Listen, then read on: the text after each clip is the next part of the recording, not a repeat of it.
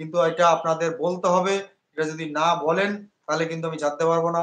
যেমন কারোর শনির দশা বা শনির সাড়ে সাতি ইত্যাদি নানা রকমের সমস্যা থাকতে পারে। তারাও জানতে চায় আমরা কি করব এই দিন নিয়ে।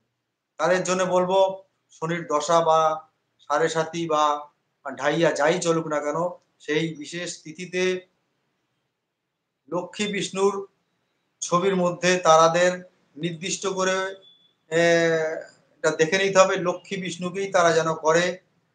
সেই লক্ষ্মী বিষ্ণুর ছবির মধ্যে তাদের একটু সিন্নি ব্যবস্থা করতে হবে। সামান্য একটু কাঁসার বাটি বা পাথরের বাটি বা কাঁচের বাটিতেও হবে। সিন্নি যথাযুক্ত নিয়ম যেরকম আছে সেই নিয়মের অনুযায়ী একটুখানি সিন্নি করে সেই দেবতার উদ্দেশ্যে তাকে অর্পণ করতে হবে। অবশ্যই তুলসী পাতা অবশ্যই দেবেন প্রত্যেকটা প্রসাদের মধ্যে। সেই সিন্নি অর্পণ করে বাড়ির সবাইকেই কিন্তু সেই সিন্নি প্রসাদ বিতরণ করতে হবে। এবং তার মনস্কামনা যেটা আছে সেই মনস্কামনা অবশ্যই ঠাকুরের কাছে জানাতে হবে। তারপর ওই দিন সন্ধেবেলায় অবশ্যই সেই জাতক কর্পূরের আরতি করবে এবং তার মা-বাবাকে দুজনকেই প্রণাম করে সেই আশীর্বাদ দেবে। তার কিন্তু শনির দশা যদি থাকে সেই আস্তে, আস্তে সেই দশা বা ঢাইয়া সাড়ে সাতি সেইগুলো আস্তে, আস্তে কাটতে শুরু করবে। কারোর কঠিন পীড়া হয়েছে সেই কিছুতেই তার রোগ ব্যাধি সারছে না। অথবা ডাক্তারের দ্বারা দফায়, দফায় মিসগাইড হচ্ছে, যে ওষুধ খাচ্ছে কোনো কাজে লাগছে না। কিভাবে তার রিকভারি হবে? তার জীবনে ডিপ্রেশন চলে এসছে, মানসিক সমস্যা চলে এসে। এবার কি আমার যাওয়ার সময় হয়ে গেল? এবার কি আমার জীবনের শেষ অন্তিম সময়?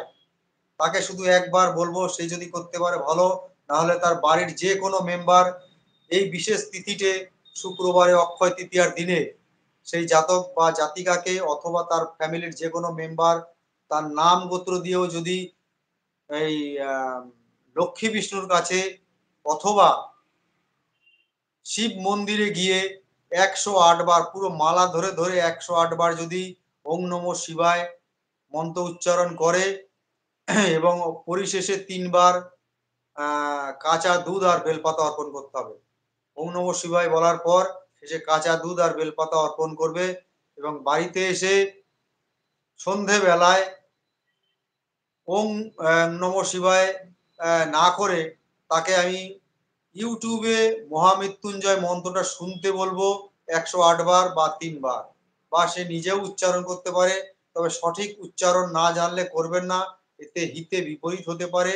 তাই মহামৃত্যুঞ্জয় মন্ত্র যখন তখন যেকোনো সময় না জেনে বুঝে করা উচিত নয়। সঠিক উচ্চারণ করতে হবে নাহলে কিন্তু অত ভালো ফল পাওয়া যায় না। তাই ওং নমঃ শিবায় করবেন। এই মন্ত্রটা করতে পারেন। অন্য কোনো মন্ত্র অযথা করবেন না। মন্ত্রের সঠিক উচ্চারণ না হলে কিন্তু ভালো ফল দেয় না। তাই YouTube এর মাধ্যমে আপনারা শুনে নেবেন। YouTube এ মহামৃত্যুঞ্জয় সার্চ করবেন, পেয়ে যাবেন। যেটা পাবেন সেটাই শুনতে থাকবেন। ১০৮ বার যেই মন্ত্রটা আছে সেইটা শুনবেন। সেটা হিন্দিতে আছে, সংস্কৃতে আছে, বাংলায় আছে।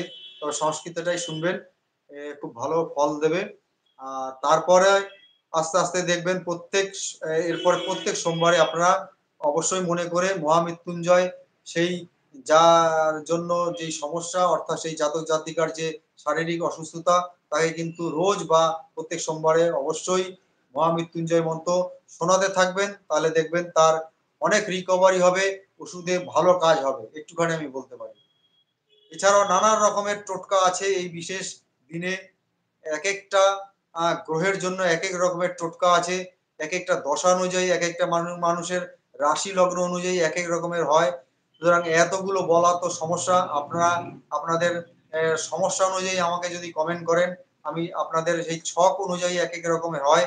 আবার দশা অনুযায়ী এক রকমের হয়। এটা বুঝে আপনাদের আমি প্রতিকারটা বলতে সুবিধা হবে।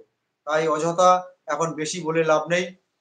যদি জানতে চান বিশেষ কিছু অবশ্যই আমাকে WhatsApp এ বা যেকোনো আমার ভিডিওতে ঢুকে একটা কমেন্ট করবেন, অক্ষয় তৃতীয়ার টোটকা জানতে চাই। তাহলে আমি এ বলে দেবো এবং কি সমস্যা সেটা কিন্তু লিখতে হবে।